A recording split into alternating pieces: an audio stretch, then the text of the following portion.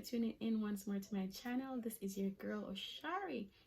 I want to thank all of my subscribers. Thank you for the love. We have passed the first target that we established, and we want to go on to hit down the balls for the rest of them.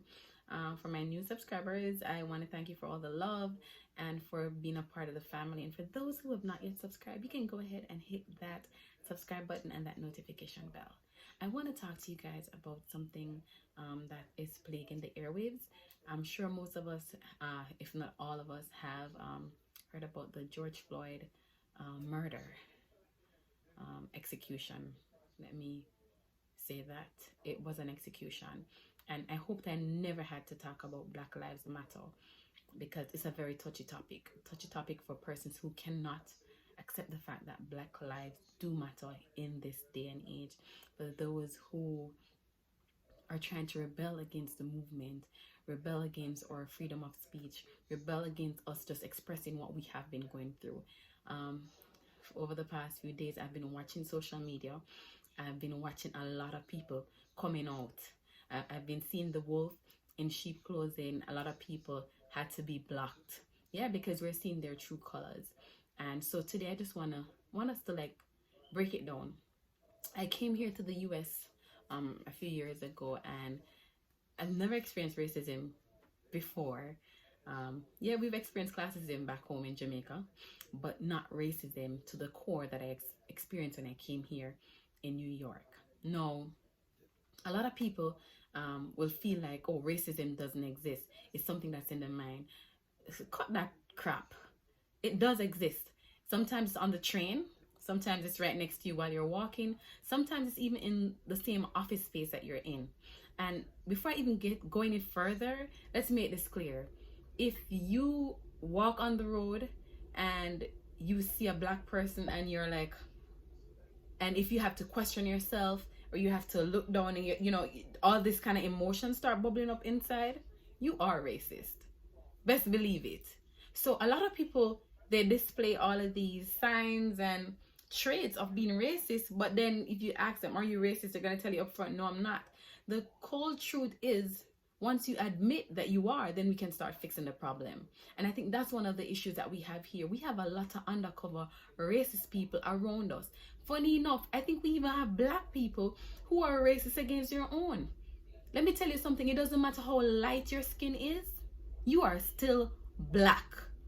Get that through your thick skull, right? And I have no problem. I love people of all color, whatever race, wherever you come from. I love people. I'm a lover of people. What I can't understand is, why can't our Black men and our Black women and our children walk freely as how those white children, white men and white women can move around freely? I don't know about you, but if you and a white person get in a simple disagreement, the first thing that comes to their mind is this nigger or this monkey. I can recall I was in a store right before COVID came, and a gentleman, a Black gentleman, was in front of me. He had to go put down something to come back to cash. So he went, and then when he came back, there was a white man and his son behind me, and so he came back in front of me, and I could hear the gentleman said to his son, "Let the monkey go." Apparently his son asked him something, and his response to the son was, not knowing that I could hear him, was, "Let the monkey go." And I was so upset. And then, you know, of course, the Black in me, I'm like, no, you should not be teaching your son that. That's not right. We have to start calling out these things as we see them. Don't sweep them under the carpet and make it seem as if it's acceptable. I've seen on social media where people are coming out saying, oh, but this happens to white people too. Like, screw the heck. I don't want to hear about what happens to white people too. I'm talking about the Black lives, the Black men that are being murdered, the ones that are being executed. George Floyd was executed straight up.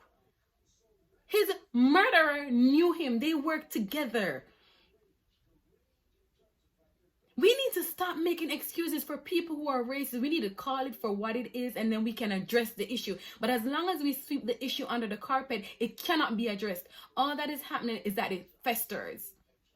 And let me tell you something. Racism existed back then. The only difference now is that we have a friggin' camera to capture all the craziness that was happening back then. The lynching, the abusing, the murder, and the execution that was happening 20, 30 years ago. People didn't have cell phone to record those footage, so they went unaddressed. But now we have the phone, we have the media. And that's what's bringing all of this to the attention. And this is why Black Lives Matter exists. So don't come tell me that all lives matter. Yes, all lives matter. But right now we're addressing the issue at hand, which is Black Lives Matter. I have a black husband out there. I have family members who are black men.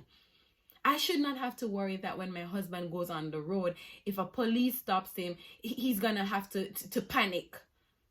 That shouldn't make sense. I recently had a schoolmate who was murdered in New Jersey at a traffic stop.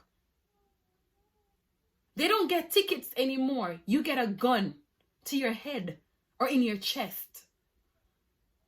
That makes no sense. How can a white man kill a dozen people, but he's still fed? Right? And a black man who was just standing, he was not resisting arrest. No, he wasn't. But you step in his neck. He had underlying health condition, and what you did to him exacerbated that condition and caused him to die.